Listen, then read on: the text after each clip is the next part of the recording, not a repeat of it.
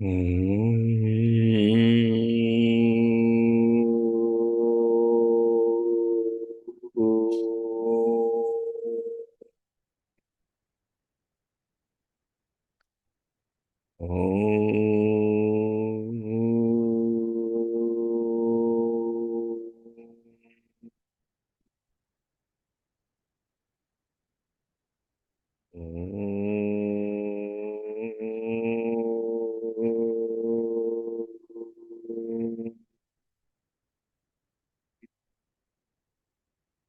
ओम वैदिकी अमृत ध्यान साधना प्रभात सत्संग में आप सभी साधक साधिकाओं का, उपासक उपासिकाओं का हार्दिक स्वागत है। आइए पूर्व की भांति आज के ब्रह्म मुहूर्त में, आज की ब्रह्म वेला में भी हम उन महान प्रभु पार ब्रह्म परमेश्वर के दिव्य महान स्वरूप का ध्यानमय चिंतन करते हुए अपने अंतःकरण को, अपने हृदय को पावन पवित्र बनाते हुए भगवान का जीवन में अनुभव करेंगे। भगवान का अनुभव जीवन में किस प्रकार का होता है? भगवान का अनुभव जीवन में बुद्धि के द्वारा, विवेक के द्वारा, अनुमान प्रमाण से हुआ करता। जब हम एक पदार्थ को देखते हैं, उस पदार्थ के कार्य प्रणाली को देखते हैं, उस पदार्थ के जैसी दूसरे पदार्थ की भी जो उसी के अनुरूप हो, उसकी प्रकृति होती है, उसका स्वभाव होता है।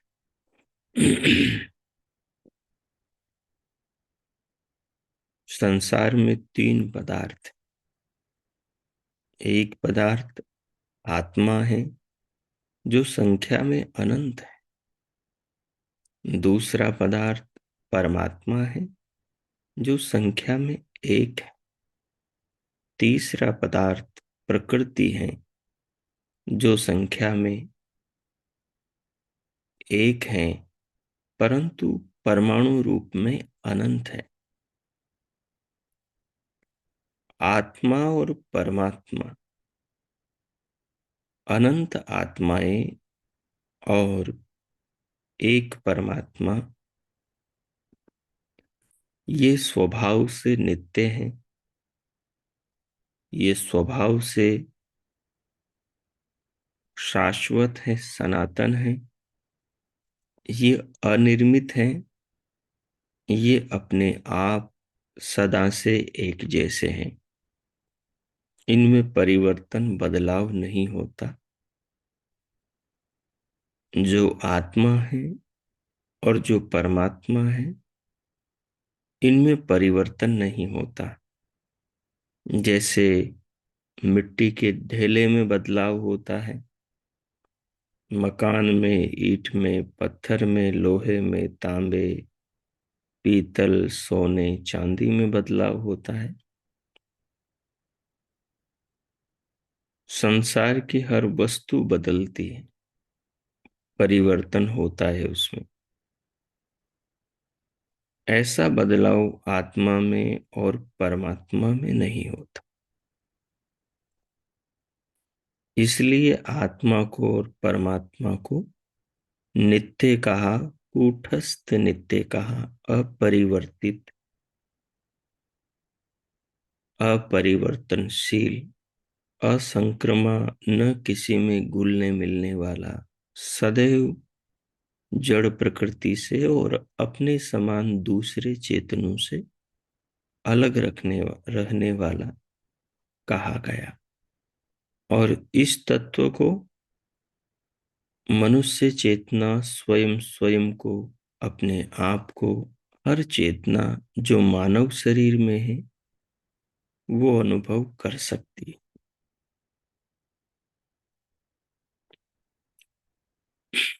लेकिन जड़ वस्तु ऐसी नहीं है, न वो स्वयं को अनुभव कर सकती, क्योंकि उसमें चेतना नहीं है। दूसरी बात, वो परिवर्तनशील है। प्रकृति की कोई वस्तु सदा स्थिर एक जैसी नहीं रहती।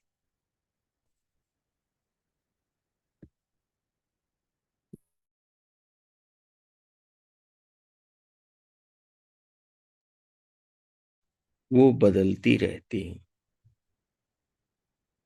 ये प्रकृति के पदार्थों का ऐसा स्वभाव है कि वो परिवर्तनशील है।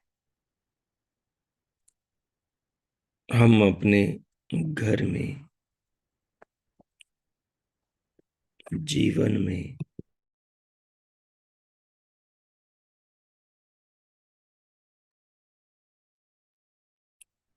और अपने शरीर में हमेशा से बदलाव अनुभव करते चले आ रहे हैं। लेकिन आत्मा और परमात्मा, परमात्मा को अभी हम जानते नहीं, अनुभव के स्तर पर। लेकिन हम अपने आप को जानते हैं। जानने के लिए हमने अपने आप को कभी जाना नहीं, ये बात अलग है। लेकिन हम अपने आप को जीते चले आ रहे हैं। तो वो जो जीवन का अनुभव है हमारा, वो अनुभव इस बात को साबित करता है कि हम प्रकृति के जैसे परिवर्तनशील, प्रकृति से बनी पांचभौतिक वस्तुओं की तरह परिवर्तितशील नहीं है, बदलने वाले नहीं। हम न बदलते हुए बदलती हुई चीजों को निरंतर देखते रहने वाले, जानते रहने वाले, और इसका साक्षी है हमारा अपना जीवन। कि जब से हमारा जन्म हुआ, जब से हमने होश संभाला, जब से हम जानने समझने लगे, तब से हम ये देख रहे हैं कि शरीर में बदलाव हो रहा है। बचपन गया, जवानी आई, जवानी गई, बुढ़ापा आया। कभी ताकत कुछ और थी, अब कुछ और है। धीरे धीरे बदलती जा रही है, अधिक से कम होती जा रही है। आयु की सीमा बढ़ती जा रही है। शरीर में भी बदलाव आ रहे हैं। शरीर का वजन घटता बढ़ता रहता है। शरीर में ये परिवर्तन हर शरीरधारी आत्मा अनुभव करता है। सर्दी में सर्दी लग रही है, गर्मी में गर्मी लगती है, वर्षा में अलग अनुभव करता है, पतझड़ में अलग अनुभव करता है। कुछ के खाने से शरीर में कुछ बदलाव आते हैं, और कुछ के खाने से शरीर में कुछ बदलाव आते हैं। कुछ पीने से शरीर में कुछ बदलाव आता है। तो शरीर परिवर्तनों का घर है, शरीर बदलावों का घर है। शरीर बचपन से, गर्भ से ही बदलता चला आ रहा है, क्योंकि शरीर बदलने वाला है। जन्म से लेकर बदलता चला आ रहा है। बचपन में छोटे थे,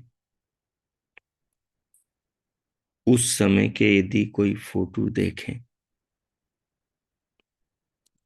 फिर चलने, उठने, गिरने, बैठने लगे, उसके फोटो देखें।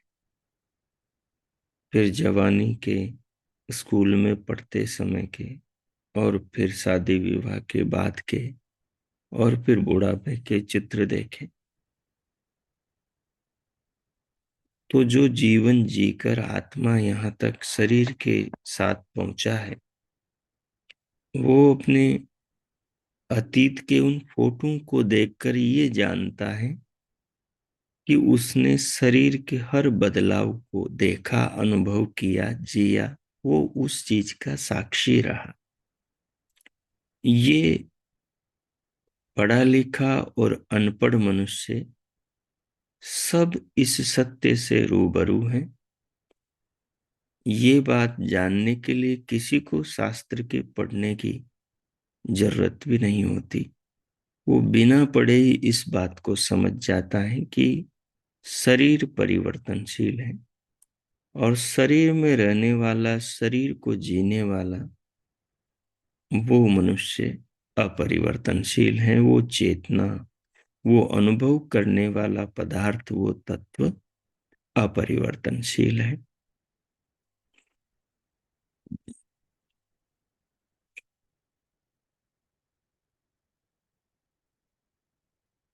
कल को और आज को समझ वही सकता है जो स्थिर हो, जो अपरिवर्तनशील हो। सोच समझने की क्षमता, परिवर्तन करने की क्षमता, निर्णयों में बदलाव करने की क्षमता और चीजों को आवश्यकता के अनुरूप बनाने और निर्मित करने की योग्यता केवल चेतन में होती है, जड़ में नहीं होती। ईंट, बजरी, रोड़ी, पत्थर, सीमेंट, पानी, चूना, ये सारे अपनी अपनी जगह से चलकर नहीं आते। फैक्ट्री से सीमेंट, खान से पत्थर और गिट्टी, रेती, ये सब अपने आप चलकर नहीं आते। लोहा जमीन से निकलकर सरिया बन जाए, तांबा पीतल निकल करके नल की टूटी बन जाए, और कुछ काम में आने वाली वस्तुओं का आकार ले लें, अपने आप नहीं होता ये। कोई पत्थर मूर्ति स्वयं बन जाए, ऐसा नहीं होता। हम सब इसके साक्षी हैं। इन वस्तुओं को आवश्यकता के अनुरूप आकार चेतन दे सकता है। इनमें अपनी समझ नहीं होती, इनमें अपनी समझ नहीं होती। पृथ्वी की कोई भी वस्तु समझदार नहीं है, ये हम देख सकते हैं। लोहा समझदार नहीं है, तांबा पीतल, सोना चांदी, हीरे मोती, पेट्रोल डीजल, केरोसिन, जितनी भी चीजें मिट्टी में निकलती हैं, कोई भी समझदार नहीं है।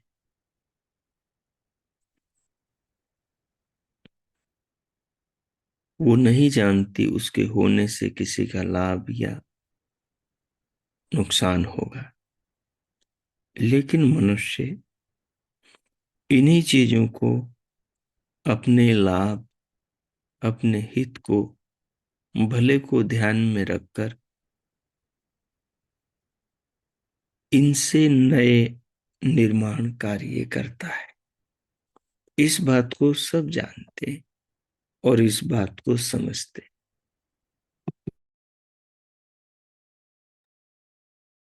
सृष्टि के चिंतन से परमात्मा और आत्मा समझ में आता है। जगत के चिंतन से सत्य बाहर निकल कर आता है। अपने जीवन के चिंतन से मनुष्य का मुक्ति का मार्ग प्रशस्त होता है। ध्यान के अंदर संसार को, ब्रह्मांड को, जगत को ध्यान में लेकर साधक साधिका बैठती है और उसका विश्लेषण करते, उसको जानते समझते हैं कि ये जीवन और जगत आखिर क्या है, इसमें कौन सी वस्तु कैसी है। जब ध्यान के अंदर बैठ कर के 2.5-3 घंटे तक एक समाधि लगा करके जब एक एक चीज पर गहराई से विचार किया जाता है और ये चिंतन सालों चलता रहता है, ये 20 साल चलता रहता है, जीवन भर चलता रहता है, तब जाकर कहीं ब्रह्मांड की उन गहराइयों में योगी साधक साधिका पहुंच पाते हैं, जहां पहुंचकर उनके सारे भ्रम, सारे संदेह मिट जाते हैं, सारी शंकाएं निवृत्त हो जाती, सारे संदेह दूर हो जाते। वो इन तीनों पदार्थों को, आत्मा, परमात्मा और प्रकृति को, अपने ज्ञान के चक्षु से ध्यान के तुला में, चिंतन के तराजू पर तोल करके विवेक पूर्वक इन सब को समझ करके, इन सब का साक्षात्कार करके, अपने स्वरूप को जान करके, प्रकृति के स्वरूप को जान करके, परमात्मा के स्वरूप को जान करके, इनके प्रभावों से अप्रभावित हो जाता है। वो अविद्या से मुक्त हो जाता है। वो फिर शरीर के और संसार के, इंद्रियों के, विषयों के, भावों के, भावनाओं के, इच्छाओं के पीछे नहीं भागता। उसके जीवन का जीने का ढंग बदल जाता। वो फिर पेट के लिए, भोजन के लिए परिश्रम नहीं करता। वो फिर अनुसंधान के लिए, सृष्टि के कल्याण के लिए, अपने शाश्वत स्वरूप में रहता हुआ अपने मुक्ति और मोक्ष की, परम आनंद की प्राप्ति के लिए जीवन जीता। खाता तो, पीता तो, सोता जागता तो, पहनता ओढ़ता तो वो व्यक्ति भी हैं जो लड़ाई झगड़ा करता है, छल कपट करता है, दूसरे मनुष्यों को और अन्य पशु पक्षियों को अपने स्वार्थ के लिए मार देता है, हिंसा, अपराध, अनीति, अन्याय करके जीता है। वो भी 2 वक्त की रोटी, वो भी तन ढकने के लिए वस्त्र, वो भी जीवन ही जीता है। लेकिन उसका जीवन पर अपकार से भरा होता है। वो दूसरों को दुख देकर, पाप करके जीवन को जीता है। वो अविद्या, वो अहंकार, वो अभिमान, वो क्लेशों से, अविद्या, अस्मिता, राग, द्वेष, अभिनिवेश से हमेशा युक्त रहता है।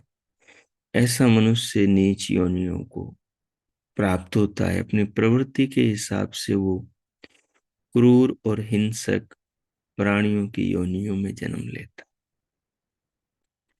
लेकिन जो प्रकृति के, संसार के पदार्थों का, जगत की व्यवस्था का और इस सृष्टि के उद्देश्य का ध्यान में बैठकर चिंतन करता, सब चीजों के जन्म और मृत्यु, निर्माण और विनाश की सार्थकता को और उसकी आवश्यकता को समझता है, कि ये सब क्यों हो रहा है, क्या है ये सब कुछ। वो व्यक्ति खाने के लिए नहीं जीता, पहनने ओढ़ने के लिए नहीं जीता, रुपए पैसे के लिए नहीं जीता, इंद्रियों के भोगों के विषय वासनाओं के लिए नहीं जीता। यदि उसको भोजन की आवश्यकता है तो सृष्टि को समझने के लिए, जीवन को बनाए रखना चाहता है, इसलिए भोजन करता। उसको वस्त्र की आवश्यकता है तो जीवन को बनाए रखने के लिए उतने वस्त्र की अपेक्षा रखता है। यदि उसको इंद्रिय भोगों की आवश्यकता है तो वो भोग जीवन को बनाए रखने के लिए वो भोगता है, जीवन को समझने के लिए भोगता है। ये विशेष अंतर एक अविद्या से ग्रसित मनुष्य में और एक ज्ञान और विवेक, सार्थकता की समझ को धारण किए मनुष्य में होता है। ये अंतर दोनों में होता है। इसी अंतर के चलते एक मनुष्य स्वर्गारोहण, सुख, शांति, विवेक की ओर बढ़ता है, दूसरा मनुष्य दुख, अशांति और दारुण दुखों की ओर बढ़ता है। दोनों मार्ग व्यक्ति अपनी समझ से ही चुनता है। लेकिन जो जगत का चिंतन करता है, जगत को समझता है, वो बुराई के मार्ग से अच्छाई के मार्ग पर स्वतः ही मुड़ जाता है, क्योंकि चिंतन व्यक्ति को अच्छी दिशा पे ले जाता है। ध्यान व्यक्ति की बुराइयों को चुन चुन कर बाहर निकालने के लिए ध्यान करने वाले को प्रेरित करता है।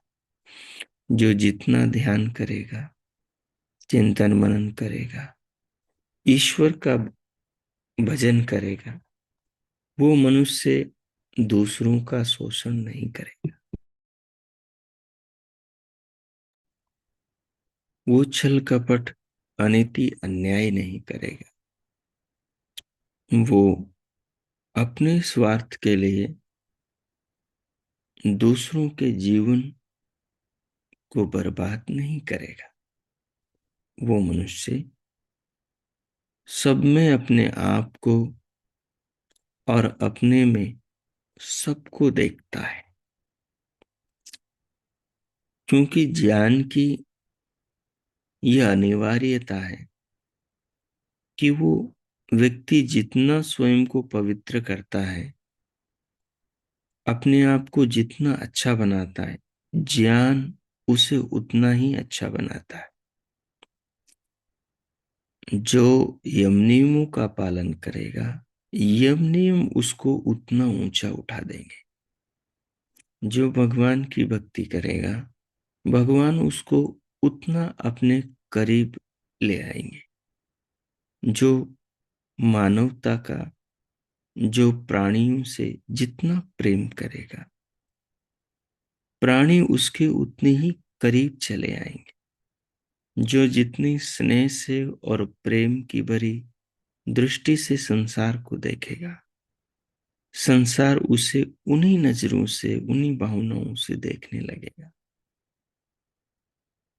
जो महापुरुष हैं, वो महापुरुष इसी पद्धति पर चलकर, इसी ज्ञान की राह पर चलकर आज विश्व के आकर्षण का, प्रीति का और भावनाओं का और आदर का केंद्र बने हुए हैं। तो साधक को चाहिए कि वो ध्यान में बैठ करके इन तीनों तत्वों का विश्लेषण करे, इन तीनों तत्वों पर विचार करे, प्रकृति पर, आत्मा पर और परमात्मा पर। ध्यान भी एक ज्ञान की पुस्तक है, और ये पुस्तक साधक अपने अनुभवों से लिखता है। ये पुस्तक इसकी अपनी निर्मित होती है, अपने अनुभवों से निर्मित होती है। बाहर हम जिन किताबों को पढ़ते हैं, वो सब किताबें दूसरे मनुष्यों की दी हुई होती, वो दूसरे महापुरुषों की लिखी होती, वो दूसरों के अनुभवों पर निर्मित होती है। लेकिन ध्यान में जो किताब रची जाती है, ध्यान में जिस शास्त्र का ध्यानी निर्माण करता है, वो शास्त्र उसकी बुद्धि के पटल पर उसके चिंतन की कलम से लिखा जाता। और ये जितनी स्मृतियां हैं जो चित्त में रहती हैं, ये स्मृतियां वो पृष्ठ हैं जो ध्यान के अंदर चिंतन करके, चिंतन की कलम से अनुभवों के पृष्ठों पर लिखी जाती है। और ये संस्कार रूप में संग्रहित होती, जैसे बाहर किताब लिखते जाते हैं और पुस्तक के पृष्ठ बढ़ते चले जाते हैं, ऐसे ही ध्यान में व्यक्ति जितने दिन ध्यान करता है, उतने ही संस्कार बनते जाते हैं, उतने ही पृष्ठ लिखे जाते हैं। और वो अनुभव, संस्कार निर्मित करते जाते हैं, उस अनुभव की किताब को बढ़ाते जाते हैं।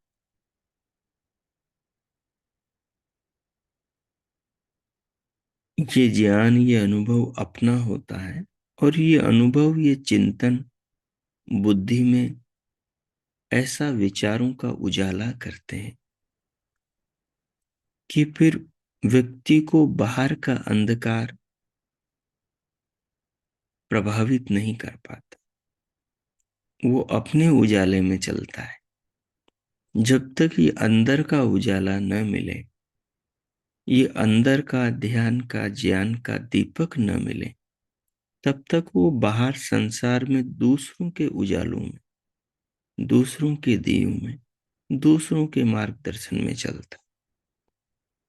अब उसको जैसे दीपक, जैसे उजाले, जैसे मार्गदर्शन मिल जाए, व्यक्ति अपने उजाले के बिना उनमें बस जाता।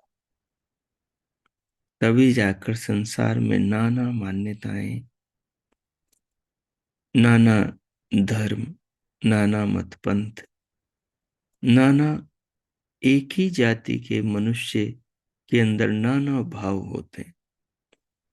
क्योंकि बाह्य मनुष्य में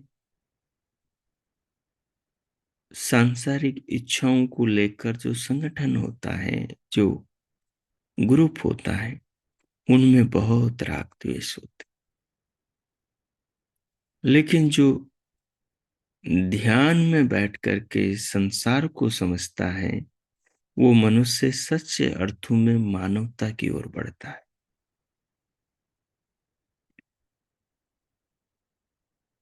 वो मनुष्य जाति की ओर बढ़ता है,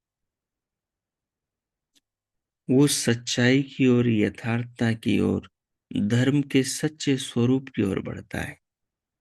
वो वहीं पहुंचता है जहां वेद पहुंचाते हैं, वो वहीं पहुंचता है जहां ऋषि पहुंचाते हैं, वो वहीं पहुंचता है जहां भगवान आत्मा को शरीर में बिठाकर पहुंचाना चाहते हैं।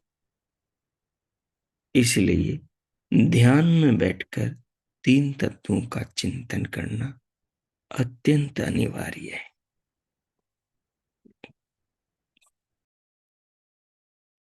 हो, आइए अब हम ध्यान में बैठकर उन तीन तत्वों का चिंतन करें जिनकी भूमिका अभी आपने सुनी और समझी है। आपको इन बातों से समझ आ गया होगा कि ध्यान की जीवन में कितनी आवश्यकता है। ध्यान मनुष्य के आंतरिक जीवन को निर्मल बनाता है। ध्यान मनुष्य को अंदर से ऊंचा उठाता है। आपने सुना होगा और अनुभव भी किया होगा। लगभग सब मनुष्य दो प्रकार का जीवन जीते हैं, दो तरफा जीवन जीते हैं। बोलते कुछ है, सोचते कुछ है। अंदर कुछ होता है, बाहर कुछ होता है। बाहर जो व्यवहार होता है उसके पीछे स्वार्थ होता है।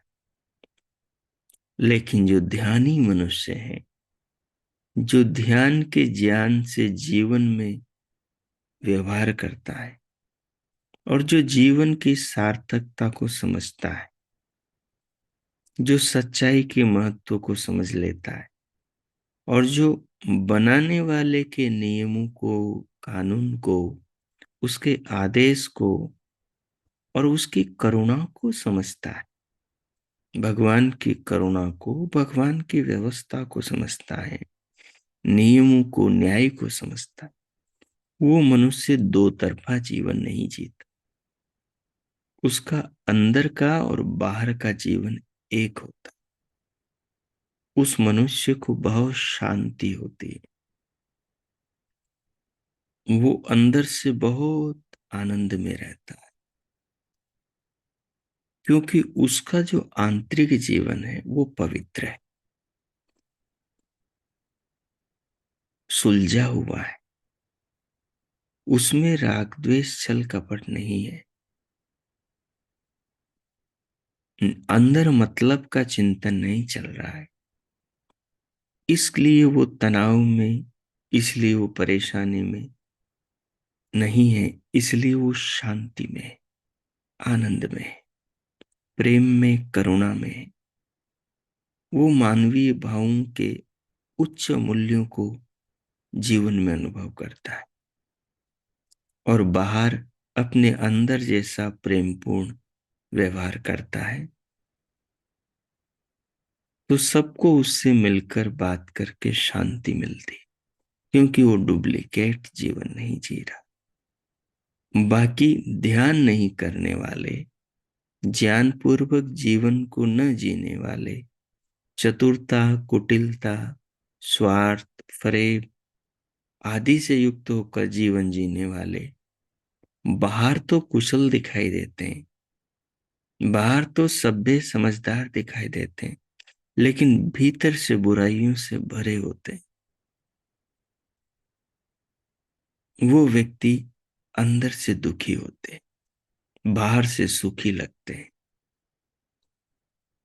ये सबकी सरल वास्तविक यथार्थ सच्चाई है। तो हम ध्यान के द्वारा अंदर के जीवन को महान बनाए और उस अंदर के जीवन को बाहर भी लेकर आए। सो आइए, अब अगले 10 मिनट तक हम ध्यान करेंगे और ध्यान में आपने जो सुना है, अपने जीवन के बारे में वही बैठ करके आपको चिंतन करना है। सारी बात आप समझ गए कैसे क्या करना है। जन्म से लेकर बदलते हुए शरीर को, संसार को, संसार की चीजों को अपने जीवन में अनुभव करना है। जैसे सारे बचपन के फोटो, बुढ़ापे तक के फोटो आपके सामने रख दिए जाएं, तो आप बैठे बैठे ये जानते हैं ये भी वो दिन थे जिन्हें मैंने अनुभव किया था। जब मैं 2 साल 5 साल का माँ की गोद में, पिता की गोद में, पिता के कंधों पर खेला करता था। और ये भी ये दिन है जब मैं बस्ता लेकर स्कूल में पढ़ने जाता था। और ये भी वो दिन थे जब मैं बड़ा हो गया, फिर मैं कॉलेज में, विश्वविद्यालय में पढ़ना जाता। और ये भी वो दिन अनुभव मैंने किए जब विवाह हो गया, परिवार के भरण पोषण में लग गया। और आज ये भी वो दिन है कि बच्चों के सारे जिम्मेदारियां पूरी हुई और मैं चारपाई पर बैठा पूरे जीवन को अनुभव कर रहा हूं। तो अनुभव करने वाला बदला नहीं, वो जीवन के बदलावों का साक्षी रहा। इसलिए शास्त्र आत्मा को साक्षी कहता, शास्त्र आत्मा को दृष्टा कहता। मुनि पतंजलि ने, वेदव्यास जी ने, अन्य पूर्वज ऋषियों ने, जैसे हम अभी बातें कर रहे हैं, आप समझ रहे हैं, ऐसे ही जीवन को समाधि में बैठकर, ध्यान में बैठकर समझा है। और उसी समझ के आधार पर शास्त्र लिखे, जिनको हम पढ़कर विचार करके उसी तल पर अपने आप को पहुंचा सकते हैं। जब आप जीवन से शास्त्रों को जोड़कर समझोगे तो शास्त्र बहुत सरल हो जाएंगे। वो आपको अपने ही जीवन पर लिखे हुए नजर आएंगे, उनके अर्थ अपने अंदर मिल जाएंगे, तो बहुत आनंद आएगा। तो इस प्रकार से पूरे जीवन को अनुभव करना है, अपनी आत्मा को अपरिवर्तनशील, स्थिर, न बदलने वाली जानना है। शरीर को परिणामी जानना है, और इतना बदल गया,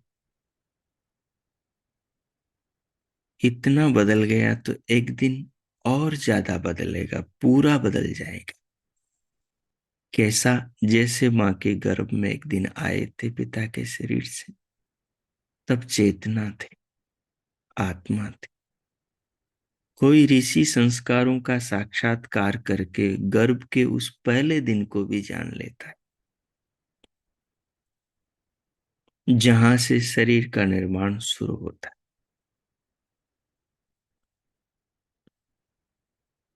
भगवान ने मस्तिष्क को इतना शक्तिशाली बनाया है कि मनुष्य जितना निर्मल होता है और सत्य को जानना चाहता है और भगवान के अनुरूप जीवन जीने लगता है, तो भगवान ज्ञान के वो द्वार उसके मस्तिष्क में खोलते हैं, जो उस ज्ञान के उजाले में पूरे जीवन को वास्तविक रूप में देख लेता। तो आपको अपने जीवन यात्रा का ध्यान करना है। और शरीर पंचभूतों से बना, प्रकृति से बना, प्रकृति की कोई चीजें चिरस्थायी नहीं, सब बदल रहे हैं, सब बदल जाएंगे। जाने वाले कोई धरती की किसी वस्तु को उठा के नहीं ले गए, हम भी नहीं ले जा पाएंगे। इन सब बातों को विचार करके अपने आप को समझने का प्रयास करें। जीवन की सार्थकता क्या है, उसे अपने ध्यान में लाने का प्रयास करें। जैसे आप अपरिवर्तनशील है, संसार को अनुभव कर रहे हैं परिवर्तन होता हुआ, ऐसे ही परमात्मा चेतना है जो अपरिवर्तित रहते हुए सारे संसार को परिवर्तित कर रही है, सारे संसार में नाना कार्य कर रहे। ईश्वर के ऊपर हम चिंतन अगली ध्यान सभा में करेंगे। आज आप अपने पूरे जीवन पर विचार कीजिए। अब मैं मौन होता हूं, अगले 10 मिनट तक आप ध्यान में चिंतन ओ कीजिए। सहज रूप से आसन में बैठ जाएं, जो भी आलती पालती अनुकूल हो उसमें। शरीर को सीधा रखें, दोनों हथेलियों को गोद में व घुटनों पर रखें और इस ध्यान रूपी चिंतन में उतर जाएं। ये परमात्मा की ओर, भक्ति की ओर, मुक्ति की ओर ले जाने वाला है। शुरू करें। ओम कीजिए।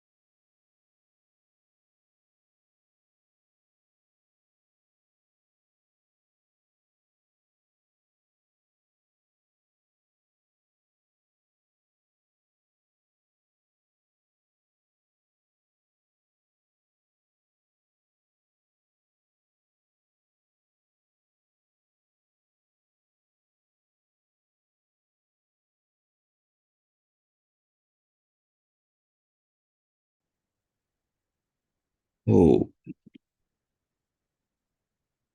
ओ। इस प्रकार ध्यान में अपने जीवन का चिंतन करते हुए ये समझना कि शरीर और संसार परिवर्तनशील हैं और इनके परिवर्तनों को जानने वाला मेरा चेतना, मेरी आत्मा अपरिवर्तनशील है। वृत्तियां, विचार, चित्त, संस्कार, इंद्रियों के सब विषय, ये पूरा जगत परिवर्तनशील है। चित्त को जानने वाला, चित्त के द्वारा, मस्तिष्क इंद्रियों के द्वारा संसार को जानने वाला आत्मा जो मैं हूं, वो अपरिवर्तनशील है। वो सबका दृष्टा, सबका साक्षी है, जो अपने जीवन में बाहर मेरे सामने घटा है, घट रहा है और आगे घटेगा। तो संसार और शरीर और सारे संसार जीवन में आने वाले सब सुख दुख तो आने जाने वाले हैं। इस यात्रा में मैं जैसे यात्रा करता हूं, जिस भाव से जो कर्म करता हूं, उन कर्मों के संस्कार बनते हैं। और सूक्ष्म शरीर इस प्रकार का है कि वो उन संस्कारों के हिसाब से उसकी नौका में बैठे हुए आत्मा को उन स्थितियों में, उन अवस्थाओं में, वैसी जाति, आयु, भोग, वैसे कर्मों के अनुसार, वैसे माँ बाप, वैसी योनियों में पहुंचा देता है। तो सांसारिक पदार्थों के लिए मुझे अपने आत्मा को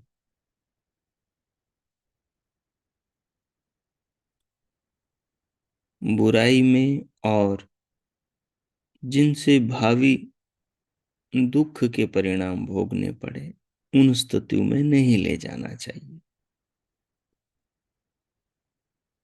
जो भी आपने ध्यान में बैठ करके विचार किया, पूरे जीवन का चिंतन किया, ध्यान की वो अनुभवों की पाठशाला है जहाँ साधक स्वयं जीवन को पढ़ता है, संसार को पढ़ता है और अपने अनुभवों से ध्यान का शास्त्र लिखता है। मनुष्य के ध्यान का शास्त्र उसके चित्त के संस्कार हैं, जो ध्यान में बैठ करके वो अनुभवों के द्वारा, चिंतन के द्वारा बनाता है। यही उसके आंतरिक जीवन को ऊंचा उठाता है और उसके बाह्य जीवन को भी श्रेष्ठ बनाता है। सुख, शांति और आनंद पूर्वक जीवन जीने का मार्ग दिखाता है। तो आज आपने आत्मचिंतन किया। आत्मचिंतन करते हुए परिणामी संसार और शरीर से पृथक अपनी आत्मा को स्थिर, साक्षी, दृष्टा, अपरिवर्तनशील जाना। कल और कोई चिंतन करेंगे। आज जो आपने अनुभव किया, समझा, उसको अपने मानस पटल पर अंकित करें, उसको अपने स्मृति में सुरक्षित करें और भगवान का धन्यवाद, जिन्होंने मनुष्य का, मानव का ये महान जीवन दिया, जिनकी कृपा से अपने आप को जानने समझने का सौभाग्य मिला और जिनकी व्यवस्था में ये जीवन चल रहा है, उन महान प्रभु को धन्यवाद दें। उनके प्रति हृदय में अपार कृतज्ञता और श्रद्धा की भावनाएं बनाएं और उन्हें अर्पण करें। फिर हम शांति पाएं।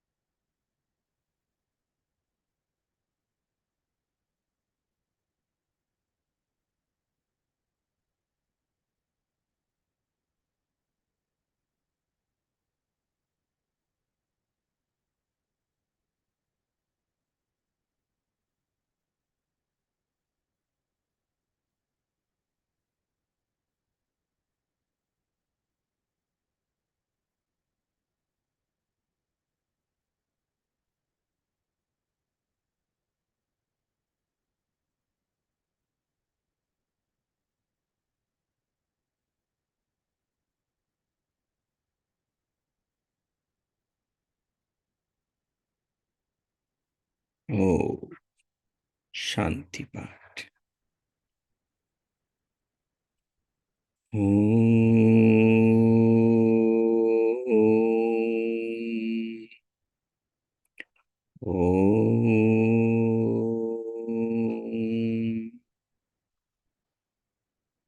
ओम शांति शांति शांति। ओम। ओम। आज का आप सबका दिन शुभ हो, मंगलमय हो। प्रभु सबका मंगल करे। सबके लिए बहुत बहुत मंगल कामनाएं, बहुत बहुत शुभकामनाएं। इति ओम शांति।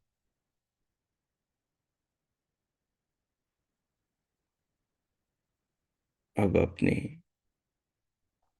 आप को ध्यान के अनुभव से ओतप्रोत रखते हुए भीतर से बाहर लाने के लिए पूरे शरीर को अनुभव करें। फिर दोनों हाथों को उठाकर हथेलियों में परस्पर घर्षण करें। उष्ण हथेलियों से 2-3 बार मुखमंडल का स्पर्श करें।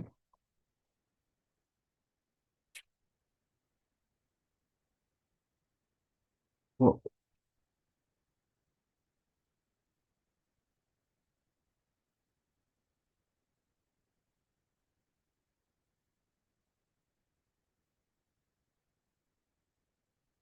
वो उंगलियों के मध्य से पलकें खोलते हुए भीतर से बाहर आ जाए। अब आप में किन्हीं को कुछ पूछना हो पूछ सकते हैं। जो जाना चाहे वो जा सकते हैं। ओ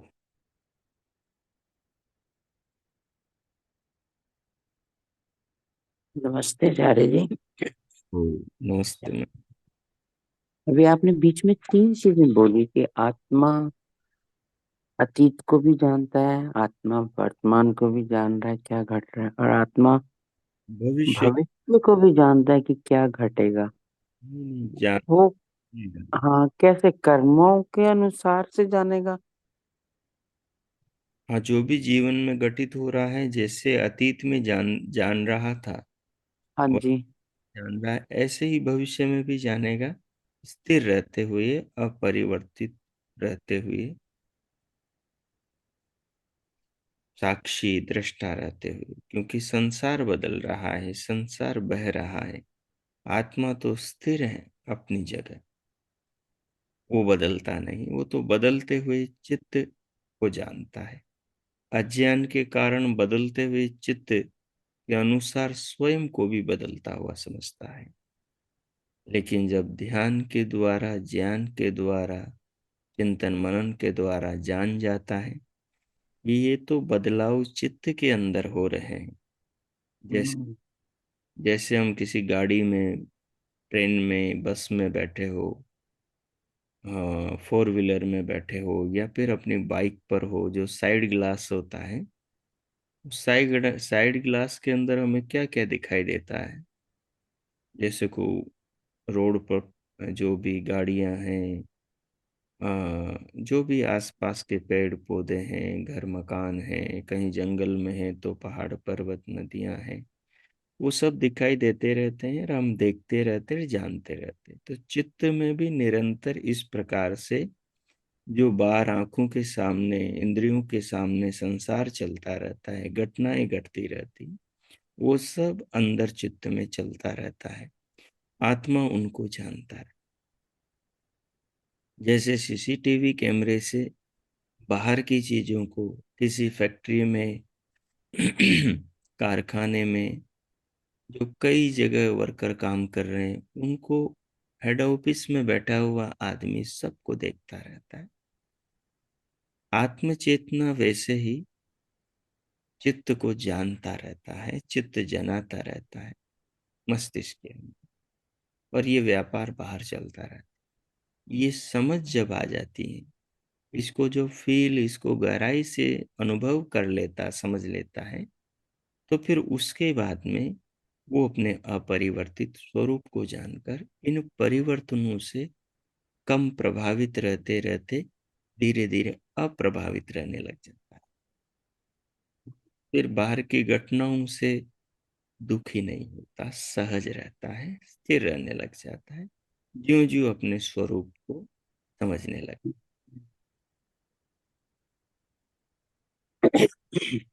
बहुत बहुत धन्यवाद आचार्य जी, बहुत अच्छा समझाया है इस पॉइंट। बहुत ओ, बहुत धन्यवाद। नमस्ते। सादर नमस्ते आचार्य जी। बहुत बहुत धन्यवाद आपका।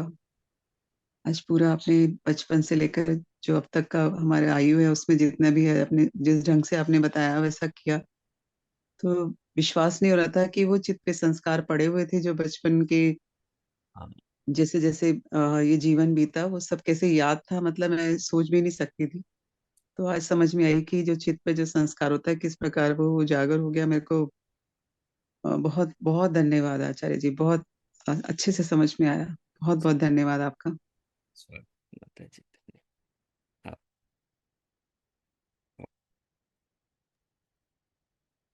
हमारी रील अंदर से घूम गई बचपन से लेके बुढ़ापे तक। जी हाँ जी, बिल्कुल। हम्म।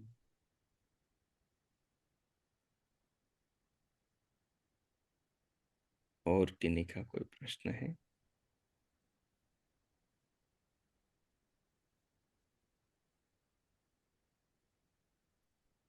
चलिए, किन्हीं का नहीं है कोई और का प्रश्न, तो इतना ही रखते हैं। ओ